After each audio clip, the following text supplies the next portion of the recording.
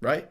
On a 15-minute chart, possibly that creates a profit depending on the strategy. But if you're on a daily chart risking 10 pips when the average, if you look up top here, whenever I go away from my drawing tool, the average movement on a daily chart is 190 pips.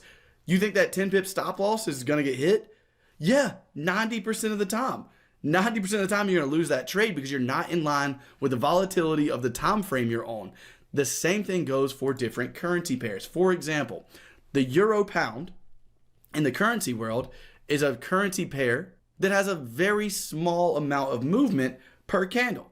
On the daily chart, we're looking at 50 pips. Again, look up here at the circle, right at 48 pips. That's a full day of trading on average for the euro pound. Whereas the pound New Zealand on the same chart, look at this day, 160 pips.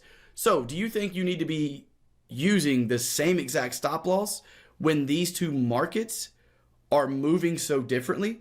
One moving in tiny amounts per candle, one moving in huge amounts per candle? No, so that's why we need the ATR indicator to help us stay in line with the volatility of a certain currency pair or a certain time frame to keep from getting wicked out by the market. If you've ever been wicked out of a trade, a lot of that could be because you're not following the volatility of a certain market. So now let me move on and show you how I actually use this in my own personal trading.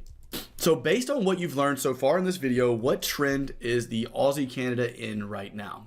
Well, we've had a high, down to a low, up to a lower high, down to a lower low. With that being the case, are we in a downtrend? Yes, we are. And in terms of structure and support and resistance we look for while in a downtrend, what are we looking for? We are looking for the previous level of support to become resistance in a downtrend.